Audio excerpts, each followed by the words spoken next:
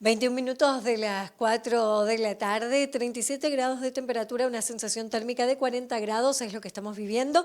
Hay pronóstico de chaparrones para el área metropolitana, así que ténganlo en cuenta. Mañana también lluvia, según el pronóstico meteorológico. Ya tengo a mi invitada de esta tarde, mi segunda invitada de la tarde. Le quiero dar la bienvenida a la señora Sani Romero. Ella es rectora de la UNIBE. ¿Cómo estás, Sani? Bienvenida. Muy bien, muchas gracias por compartir este espacio y realmente un espacio, como te dije a la entrada, maravilloso del estudio donde podemos disfrutar de lo verde de Asunción. Sí, aquí se ve mucho verde después de que todo el mundo dice que se está construyendo mucho en altura. Acá todavía vemos mucho verde. Así mismo, sí, es una satisfacción de verdad y hay que cuidarlo. Sí, por supuesto, hay que cuidar todo nuestro verde y bueno, y mantenerlo, que es Así lo que otros mismo. países no pudieron hacer. Sí, así mismo, por eso tenemos esta bendición y tenemos que cuidarlo, ¿verdad? Así como Así lo es. decís. Queremos saber, antes de hablar directamente de la UNIBE, queremos saber la situación actual de la educación universitaria en el Paraguay. Bueno, la educación universitaria en el Paraguay en este momento se encuentra en una situación positiva por un lado, ¿verdad? Porque está contemplándose la existencia de 56 universidades, de las cuales 44 universidades son universidades privadas, el resto son universidades públicas, con una demanda muy importante por parte de la juventud y de no tanto la juventud también, de poder acceder a una educación superior. Haya una madurez también en el sector universitario. Hay que recordar que durante muchos años, hasta los años 90, existieron en el Paraguay solamente dos universidades, la Nacional y la Católica, y que ya con el advenimiento de la democracia surgen las primeras universidades privadas y públicas también, y luego a través de la Ley 136 primero se crean varias universidades nuevas, tanto en el sector público como en el sector oficial, en el sector privado. Y bueno, esto hizo de que también se transitara las fronteras de Asunción, que se pudiera dar una respuesta al interior del país. A lo mejor el crecimiento no fue un crecimiento planificado, eso generó también a lo mejor probablemente un exceso de ciertas carreras, como siempre hay una crítica constructiva, por ejemplo, a la carrera de Derecho, ¿verdad? Y no se realizó probablemente ese proceso que se debería haber realizado como política pública importante en el devenir de lo que significaba ya un proceso democrático diferente. No obstante, ya posteriormente, a consecuencia de este crecimiento, nace la Ley 4.995, creando la figura del Consejo Nacional de Educación Superior, CONES. Anteriormente se crea la NEAES con el objetivo de acreditar las carreras, y el CONES tiene una función importante, cuál es la de definir las políticas públicas. Dentro de eso, en sus principios del CONES, yo hablo porque fui parte del CONES durante 6 años, en los primeros años de vida del CONES, se realizaron 6 congresos regionales muy importantes para poder capitalizar en las distintas ciudades del interior cuáles eran las necesidades. Y ahí cabe destacar que ese consejo no ha tenido los fondos necesarios para poder desarrollar esto, sin embargo lo hizo con el apoyo de las universidades públicas y privadas, la Asociación de Universidades Privadas del Paraguay, APUP, y la Asociación de Universidades Públicas del Paraguay. Así se construyó el libro blanco, donde justamente se hace como una mirada de cómo debería ser la educación superior. Ese libro fue editado en el año 2016-17 aproximadamente, y es muy interesante, ante tu pregunta, poder medir hasta qué punto se fueron desarrollando diríamos así, los indicadores que ahí estaban establecidos como necesarios para definir la aplicación de políticas públicas que sean pertinentes a las necesidades. Una de las cuales, y yo creo que es muy importante, es la articulación entre el CONES, el Ministerio de Educación, la NEAES y el CONACYT, que son las entidades referentes de la educación superior. Hoy actualmente hay una dificultad en esa relación, ¿verdad? Y eso afecta profundamente a la universidad, a los jóvenes, a los estudiantes, a la creación de nuevas carreras. Entonces, ojalá eso se pueda subsanar, que las autoridades estén instituidas en cada una de las instancias correspondientes, amparadas por la legitimidad correspondiente, y eso va a determinar sin duda alguna que se pueda dar el siguiente paso. Creo yo de que en ese primer grupo que tuvimos la oportunidad de estar en el CONES, cumplimos una función muy importante, haciendo casi todo a pulmón, pero eso no es suficiente. O sea, la educación superior debe ser una prioridad dentro de la política de Estado, como política de Estado, debe tener un financiamiento adecuado, el CONES debe contar con el capital humano técnico necesario, con la conectividad y con la estructura tecnológica adecuada para agilizar los sistemas de control, los sistemas de seguimiento, también todo lo que es el derecho de la información que debe estar a mano del estudiante, del docente, de cualquier ciudadano. Yo creo que esos son los grandes desafíos que hoy tiene la universidad en sí, y sobre todo las autoridades que son responsables del liderazgo universitario. El mundo está viviendo una situación muy diferente a años atrás. La educación pasó a una virtualidad necesaria, ¿verdad? Que eso ya no va a salir, no es que va a ser totalmente la necesidad del Paraguay, no solamente contar con carreras universitarias, sino carreras de mando medio, dar respuesta a otros niveles educativos, y lo que significa también mirar otros aspectos que tienen que ver con la formación docente, la articulación de la formación docente con la universidad, la articulación también de todo lo que es la enseñanza profesional con la universitaria, generar los sistemas de crédito para que se puedan unir, ¿verdad? Hay un proceso importante que hay que hacerlo, ¿verdad? Y eso va a requerir de mucho compromiso, mucha responsabilidad, no solamente de los que están, sino que también del presidente que asuma, de las autoridades, los senadores, los diputados, de los fondos con que cuente el Estado, ¿verdad? Realmente es un desafío muy grande que se tiene, pero también hay que asumir con responsabilidad, porque estamos en un bono demográfico clave, ¿verdad? En el 2050 bajamos, hoy estamos con el número maravilloso de jóvenes que capacitados adecuadamente pueden dar un empuje al crecimiento paraguayo, ¿verdad? Pueden dar un empuje a romper las inequidades sociales, mucho depende de lo que hagamos o lo que dejemos de hacer, eso depende mucho de eso. Por eso me pareció muy acertada tu pregunta, porque a veces casi no se nota eso cuando hay este cambio de gobierno y se lo deja como si fuese que algo normal que haya muchos jóvenes en Paraguay. Dentro de poco ya no lo van a ver. Entonces tenemos que prepararnos para que ellos tengan las mejores condiciones profesionales y laborales. Y también la problemática que me imagino ustedes pasan y deben estar un poco preocupados por las carreras también, o algunas universidades que no están acreditadas. Sí, ese es el segundo, esa pregunta también es muy interesante. Las universidades tenemos naturalmente por la Constitución Nacional la autonomía universitaria, pero tenemos que pasar por procesos para que se puedan medir en las instancias correspondientes, en este caso el CONES, si reunimos los requisitos básicos para habilitar una carrera. Eso es natural aquí en cualquier parte del mundo. En cualquier parte del mundo, imagínate, porque hay carreras ciertamente que son mucho más peligrosas que otras, sí. En el cual no pasen un filtro. Como hablando, la primera que se me viene a la cabeza es medicina, ¿verdad? Claro, así mismo, enfermería, y de ahí, claro. Contando en adelante. Así es. Y luego viene ese otro proceso que es el de la acreditación, ¿verdad? Entonces, naturalmente, cualquier universidad, yo como UNIBE digo, mi universidad es la mejor, pero siempre es necesario validar eso con una evaluación externa, ¿verdad? O sea, que un externo que sea totalmente imparcial, que sea claro, y que creíble, que pueda medir, ¿verdad?, cuáles son los indicadores de calidad que cumplimos o no, ¿verdad? Y es un ejercicio que desde muchos años ya de la NEAES que lo viene realizando, también a pulmón, con mucho esfuerzo, y sí de parte de bastantes universidades también con una respuesta muy positiva, ¿verdad?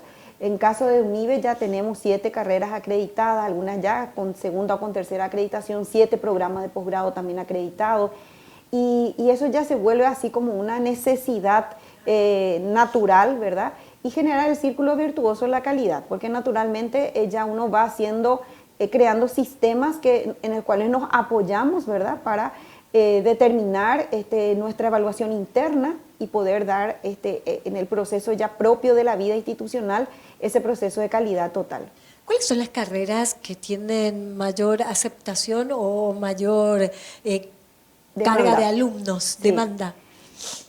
Bueno, específicamente en Paraguay, creo que en los últimos rankings se da el caso de administración, por ejemplo. Administración de empresas. Administración de empresas es una carrera que llama a los jóvenes porque hay en el ámbito financiero hay mucho ámbito laboral factible, ¿verdad? Claro. Entonces eso ayuda a muchos bancos, muchas financieras. Claro, una salida rápida. Una laboral. salida rápida, también una carrera profesional Sí. dentro de los bancos, ¿verdad? O sea, es distintivo. Esa es una de las principales carreras, le sigue, en un nivel le sigue muy de cerca psicología, por ejemplo. Qué carrera Hoy. hermosa. Porque yo creo que después de la pandemia la gente tomó conciencia de la importancia de la salud mental, ¿verdad? Y lo bueno yo creo que por ese lado es que no solo el que quiera estudiar, sino la población en sí del Paraguay comenzó a valorar al profesional psicólogo porque entendió que si tiene una salud mental ayuda a tener una salud integral, ¿verdad? Entonces, después de la pandemia, más alumnos hay más interés, sí. se interesaron en psicología. En psicología, esa es una realidad. Sí. ¿Cuál fue el porcentaje? ¿Tienen algún número? Yo creo que eran un 30%. Es un porcentaje amplio. Es un porcentaje importante, es un porcentaje importante, ¿verdad? Y bueno, después están otras carreras que también siempre la informática es una carrera también que estira, ¿verdad? Porque es natural. También hay capacidad, los chicos paraguayos tienen mucha capacidad para poder desarrollar y laboralmente siempre el problema es que ellos a veces ya les cuesta terminar porque consiguen trabajo pronto y entonces ya están insertos en el mundo laboral, ¿verdad? Y bueno, esas son, diríamos, las emblemáticas. Derecho yo creo que disminuyó bastante también, ¿verdad? Y bueno, salen luego algunas innovaciones como comercio internacional o ingeniería comercial, que también son carreras que llaman la atención de los jóvenes y que también encuentran, sobre todo lo que ellos tratan es de que haya una salida laboral, ¿verdad? Por eso que el tema de educación y inserción laboral son muy importantes, ambas políticas tienen que ir juntas para que realmente no exista esa frustración en el joven de no poder trabajar, que finalmente es lo que ellos quieren, ¿verdad? Que claro, y es lo que, como vos decías, tantos abogados y no hay lugar para tantos abogados y eso fue lo que también ha frustrado a muchos jóvenes a estudiar una carrera que es cara, sí. Una carrera con mucha carga horaria sí. y que era mentira que tenía una salida laboral tan amplia. Así y nos llenamos de abogados. Así es, así es. Y bueno, surge también otras carreras como kinesiología en el área de salud, que son también innovadoras, son carreras que también son profesiones liberales en donde la persona es su propia empresa, ¿verdad? Entonces yo creo que eso también llama mucho. Y yo siempre hago un llamado de la atención en relación, porque es muy fuerte también en la UNIBE, el tema de la docencia, ¿verdad? Porque la docencia hoy es una necesidad, hay una buena cantidad, casi 5.000 maestros, si no son más, van a entrar en periodo jubilatorio y no hay reposición. Entonces es importante porque antes se concebía a la formación docente o a la licenciatura en educación, no se concebía por el tema monetario, se ganaba muy poco. Yo siempre cuento la historia que en el advenimiento de la democracia en Paraguay en el 89, el sueldo del maestro era de 35.000 guaraníes por turno. Imagínate lo que era, no era nada, o sea, ni se concebía que esté cerca del sueldo mínimo. Hoy un maestro ya puede ganar casi 3 millones de guaraníes por turno, en doble turno son 6 millones. Eso estamos hablando de alguien que además puede jubilarse con 28 años de servicio educativo. O sea, tiene muchas ventajas. Entonces yo siempre convoco a la gente que tiene en su mente, pero tiene miedo, que se anime, porque para esto sí que hay que tener vocación y se necesita de buenos maestros. Entonces hay que romper un poco los prejuicios que a veces tenemos, que no es una carrera relevante. Yo creo que es la más relevante dentro del sistema, es el que transforma el sistema, el que transforma la vida de las personas, y se necesita justamente lograr que ojalá nuestros futuros maestros también puedan tener un nivel de pago acorde a el nivel de formación. Yo creo que podría haber un sueldo mínimo para lo que es un maestro con un título de base de profesor o licenciado, un especialista, una maestría, ¿por qué no un doctorado? Imagínate que haya un doctor especialista en educación que esté en aula y dándole a los niños y a los jóvenes toda esa experiencia académica, allí, ¿verdad? sino también profesionales en las universidades, Claro, ¿verdad? entonces eso yo creo que va a cambiar rotundamente, va a cambiar el Totalmente. sistema y creo que esa también es una cuestión que políticamente hay que ir generando. Hay que meterse en esto, porque hoy sabemos que muchos maestros son maestros simplemente por un contrato político. Así es. Y Sí, ahí sí. vemos también los problemas cuando llegan a la universidad, Sí. porque son chicos que entran en las universidades que no saben, no entienden lo que leen, no saben lo que se les dice y Sí. que los profesores tienen un tremendo trabajo Así para es. poder nivelar a algunos alumnos con otros alumnos. Y eso es algo de lo que no se quiere hablar Sí, y, así es. y las universidades pasan constantemente, Sí. no solamente en el primer año, porque en el primer año a veces no se puede evaluar, no se puede nivelar y sigue hasta el tercer año todo Sí. esto. Tocaste un punto importante, que buscaba ayer la frase, técnicamente decía que nosotros tenemos que lograr que el maestro no sea considerado una cédula de identidad o un número para una elección política, ¿verdad? O sea, no debemos pensar, porque claro, es apetecible, son 80.000 docentes del sector público. Nosotros tenemos que comprender y nuestros políticos, nuestros representantes comprender que son las personas más importantes que deben ser respetadas en su dignidad como persona y el respeto a su libertad. O sea que a partir de allí yo creo que van a ser excelentes políticas si logran entender que ellos no son el ser humano, que es el maestro, se formó para desarrollar una actividad determinada y que para eso está allí llamado, ¿verdad? Y que lo deje trabajar en libertad. Que luego él opte por una tendencia política o por otra, etcétera, eso ya es, pero dentro que haya realmente el mérito de que vayan los mejores, que se le dé la oportunidad de que puedan formarse, que se le dé la oportunidad de tener mejores condiciones salariales, siempre y cuando exista un docente mejor preparado, un docente que investigue, un docente que publique, y todo eso se puede hacer, se puede hacer. Sí. Completamente se puede hacer, solamente no hay voluntad, no tuvimos hasta el momento voluntad política para lograrlo. Hay que blindar de la política partidaria, hay que blindar el Ministerio de Educación. Ojalá que algún día se pueda hacer porque se nota, los chicos, se nota el nivel académico con el que llegan a las universidades, vos más que nadie me lo vas a decir. Sí. El nivel académico no es el óptimo. Así es, sí, así. Y tenemos que comprender que si el chico no comprende lo que lee y no puede hallar a la abstracción en una lógica matemática, el desempeño en su vida personal, de hecho, ya va a ser con mucha dificultad, ¿verdad? Entonces, eso tenemos que comprender. Nosotros tenemos que generar ciudadanos que logren su inserción personal, profesional, y que logren la felicidad a través de lo que son. Y eso no lo podemos hacer si no le damos las herramientas, ¿verdad? Completamente. ¿Cómo ven en la UNIBE este año 2023?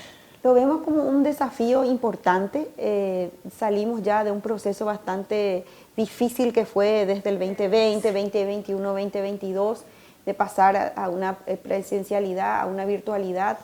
Lo pudimos nosotros desempeñar en la UNIBE porque teníamos la infraestructura, veníamos trabajando ya con educación a distancia. Hoy ya es una realidad lo que significa la educación presencial, lo híbrido que se trabaja con los dos y lo a distancia 100%. O sea, es como un menú nuevo de posibilidades que existe, ¿verdad? También existe así un empuje en cuanto es la formación permanente y eso también es un desafío para la universidad de generar nuevas propuestas, como dijiste muy bien, cada vez más especializadas, ¿verdad? Donde requiere sobre puntos específicos darle una respuesta para que pueda eso generar una producción diferente laboralmente. Entonces, esos son los desafíos donde la universidad tiene que estar siempre atenta a qué está ocurriendo en el campo laboral, con las nuevas tendencias, y tanto las tendencias como laborales, como económicas, sociales, políticas, y también educativas. O sea, todo eso converge realmente en la universidad y hay que saber dar respuestas a esas necesidades. Y una nueva tendencia, me imagino que están ya mirando, es la inteligencia artificial, algo que no... Sí. Creo que lo esperábamos en algún momento. Pero no tan rápido. Ahí está. Sí.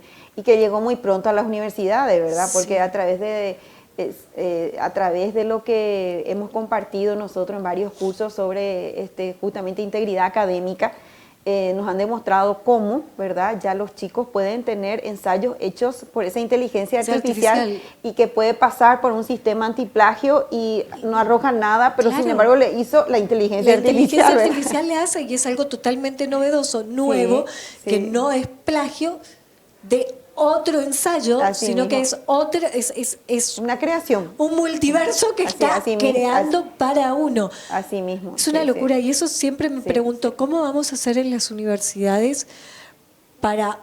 No podés bloquear esto, porque no se puede bloquear, es imposible. Pero ¿cómo van a poder hacer en las universidades para poder tener el detalle de... Y yo creo que por eso lo hablado va a ir teniendo mucha respuesta, generar espacios en donde se generen problemas, se discutan soluciones. Además el cara a cara. El cara a cara. Yo creo que así como en las escuelas de antes, ¿verdad? Donde yo recuerdo las tesis se presentaban en forma oral de 1 hora sin PowerPoint y sin nada. O sea, ahí se veía el resultado verdaderamente del trabajo, ¿no? Y no memorístico, sino realmente con preguntas que sean preguntas siempre... que lleven a reflexiones o con un sentido crítico, ¿verdad? Entonces, genera sin duda alguna estrategias diferentes y ser mucho más puntilloso, ¿verdad? En esas lecturas que hace el profesor de los trabajos, porque los trabajos sin que haya inteligencia artificial normalmente es un copia y pega de alguien, ¿verdad? Del grupo. Entonces yo creo que hay que buscar otro tipo de estrategias y tratar de generar siempre problemas para que realmente ellos puedan lograr aprendizajes, ¿verdad? Yo creo que vamos a pasar por ahí a algo muy bueno, es no más los trabajos para hacer, sino más hacer en el momento, in situ. Sí, o generar proyectos también que son interesantes. Nosotros trabajamos mucho también con proyectos que eso determinan el logro de ciertos objetivos. Entonces vas desarrollando ciertas competencias que son liderazgo, trabajo en equipo, etcétera, donde el contenido es importante, ¿verdad? Que siempre va a ser el mismo contenido, pero el producto que desarrolla y que va a tener que presentar es diferente. Entonces ahí tiene que haber una creatividad de parte del alumno, debe sostener sobre un marco teórico determinado, pero debe generar algo diferente, ¿verdad? Nosotros trabajamos mucho en responsabilidad social universitaria, en emprendedurismo, que todas las carreras deben presentar un plan de negocio, un plan de su carrera, si un psicólogo, bueno, que haga un estudio de mercado, ¿verdad? ¿Qué es lo que hay? ¿Qué es lo que no hay? ¿Cómo haría la publicidad? ¿Cuáles son los valores, principios que sostienen? ¿Cuál es el organigrama que tiene? ¿Cómo va a llegar al público? Y es realmente llamativo porque comienzan a encontrar nichos de mercado que no han sido explotados, que en Paraguay realmente es un país de oportunidades, muchísimas cosas no se hicieron aún, ¿verdad? Y eso es interesante, ¿verdad? O sea, que despertar en ellos esa curiosidad y esa posibilidad de que su conocimiento le abra oportunidades. Esa tiene que ser la ventaja, porque hoy también ellos tienen que reconocer, el estudiante o el profesional tiene que reconocer que todo está a mano de la gente, ¿verdad? Todo está en un todo está en el celular. Entonces se vuelve mucho más competitivo el ámbito de profesional, y ellos tienen que saber entrar en ese ámbito con las novedades que sean útiles realmente a las personas, ¿verdad? Entonces eso hace que la cabeza se mueva más, ¿verdad? No es un copia y pega nomás, sino que realmente uno tiene que poner de sí para poder emprender eso, ¿verdad? Sani, ¿algo más que nos quieras comentar? Y nada más que, bueno, que le esperamos en la universidad. Estamos también con algunas cuestiones así interesantes. En el mes de mayo estamos abriendo nuestro taller creativo, de escritura creativa, que está liderado por Bernardo Neri Farina. Vamos a hacer un curso de 6 meses, ya lo hicimos el año pasado, porque en la UNIBE, además de generar todo lo que es la parte profesional, siempre cuidamos lo que es el arte, la investigación, también la literatura, porque también son manifestaciones creativas del hombre que son necesarias para el desarrollo cultural del país, ¿verdad? Entonces, a veces eso se abre no solo para estudiantes de la UNIBE, se abre para estudiantes de la UNIBE y para otras personas. Normalmente esos talleres se llevan los días sábados, después se hace una publicación del material, y también nos estamos preparando siempre para nuestro foro de investigadores, que lo hacemos en el mes de octubre, donde, bueno, la primera actividad que vamos a tener va a ser la presentación de nuestra memoria del año pasado. Son hace 11 años que venimos realizando el foro, con casi 3.000 a 4.000 participantes en línea y de manera presencial. Y es muy interesante ver cómo ya Paraguay también está creciendo en investigación, que es otro tema, ¿verdad? Y que bueno, que ahora que estamos así en esta situación muy especial, donde también el tema de Itaipú se encuentra en una discusión, que cuidemos esos fondos que son del FEI, tanto para la investigación como para la NEAES, como para lo que es educación, y que el Paraguay pueda buscarlas creativamente cómo vamos a mantener esos fondos para que se siga haciendo investigación en Paraguay, se sigan becando a través de Becal también a los jóvenes y se pueda sostener la agencia para que pueda llegar a la mayor universidad y mayor cantidad de carreras en cuanto a la acreditación. Entonces yo creo que ese es un desafío y sí, bueno, yo no soy no soy política, pero sí les insto como ciudadanos a los políticos que por favor cuiden este aspecto. Creo que quieren todos ser recordados como buenas personas el día de mañana, y ya tenemos, creo que bastante con lo que estamos percibiendo en este momento, así que hay que trabajar por hacer bien las cosas y dejar testimonio de que el trabajo de cada uno de nosotros potenció, ayudó para lograr una educación mejor, para que nuestros jóvenes, nuestros niños puedan recibir una sociedad mejor. Entonces, decir eso, logremos estos objetivos y alcancemos esa meta, como dice nuestro eslogan, de construir juntos esa mentalidad nueva para un mundo mejor. Sally, muchísimas gracias. Gracias a vos, gracias. Nos vamos a un pequeño corte, enseguida volvemos. Coral International SAECA cuenta con una amplia gama de productos desde la categoría Premium, Medium y Low, con el objetivo de poder satisfacer todas las necesidades y demandas que tenemos de nuestros inversores. Además, también contamos con unidades y modelos de negocios sustentables que también generan rendimientos a tu inversión. Invertí seguro, invertí en Coral.